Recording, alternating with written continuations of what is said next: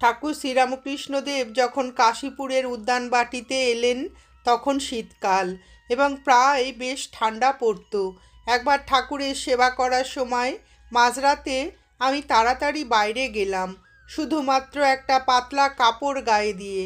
তার ঘরে ফিরে এসে দেখলাম অসুস্থ অবস্থাতেও তিনি খাট থেকে উঠে কোনো প্রকারে হামাগুড়ি দিয়ে ঘরের অপর প্রান্তে গিয়ে হুকে ঝোলানো একটি শালের নাগাল পাওয়ার চেষ্টা করছেন।